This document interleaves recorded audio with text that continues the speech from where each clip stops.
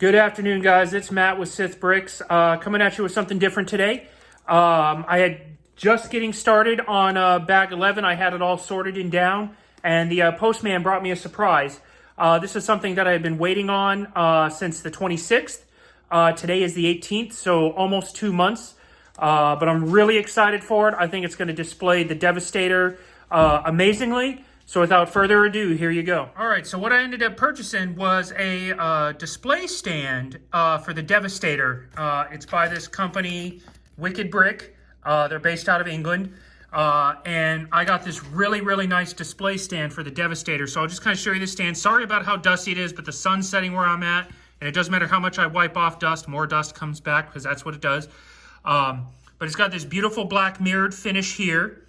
You've got a nice nameplate right over here.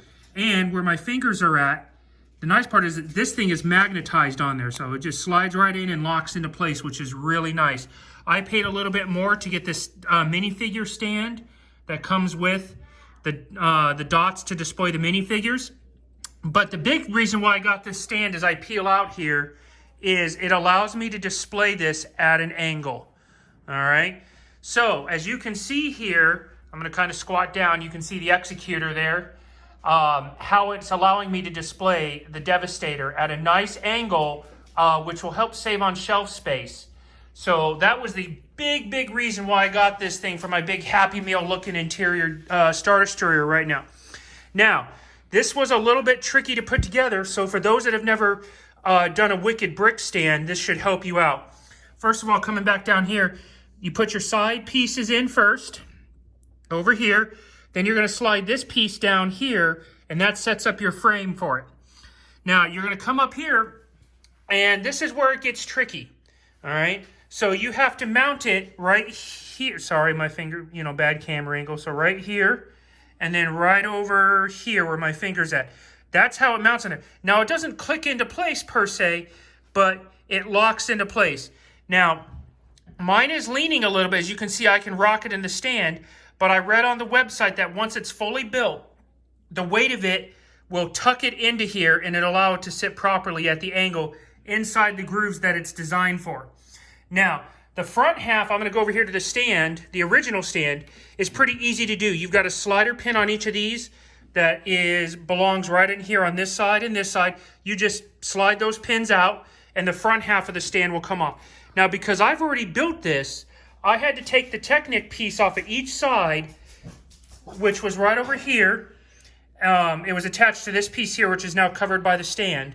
I had to take the Technic piece out. Actually, I had to take it out that way in order to release the Star Destroyer from the stand. Now, I'm going to grab another Lego piece here, and I took a photo of it, but this sliding pin right here does not come all the way out.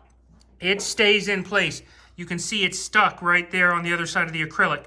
All right, so if you've already built this set, this piece is not going to come out on either side. It's over here as well, too. It's stuck in there. It's not coming out because there's no way to get it out with the back part of the Destroyer being on. So first thing is, if you guys decide to get this Wicked Brick stand, I would get the stand and then start building it if you don't want to have that pin flailing around. Now, another thing that you're going to have to do is, once you take it apart, this Technic piece right here is going to be, I'm just using this brick to help me out, is floppy.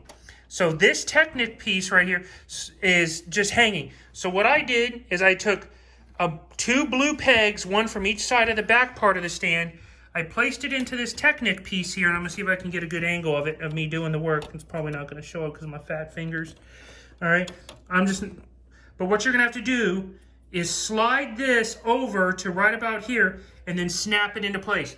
Now, on the other side of the Destroyer here, I've already done this. So I inserted the Technic pin, I moved over here and snapped it into place. So that way, if you don't do this, this black pin right here is just going to swing in the gap in there, which you're not going to really like. That's going to be really unsightly, more so than it is already, again, with this Happy Meal interior.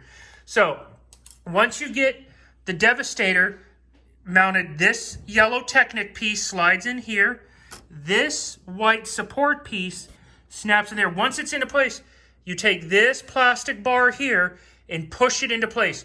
What this bar does is it puts outward pressure on this Technic piece here and this Technic piece here, which really helps lock it into place so it's sturdy from left to right. Now again, this thing rocks a little bit. You can see how it's rocking, but this company says once it's fully built and all the weight's on there, it should rock it and it should sit just fine in here. So I wanted to show this to you guys. I'm going to kind of pan out here. I'm actually going to kind of pull around so you see I'm building. I'm getting ready to start bag 11. But you can also see the angle here on it and how much of an angle it is. So, so far so good with the stand. I'm getting ready to start on bag 11. And I will keep you guys apprised on how this goes with the stand and if it's worth it or not worth it. Thanks for watching. Make sure you like, subscribe, share, all that good stuff. I really appreciate it, and I'll come at you guys here soon.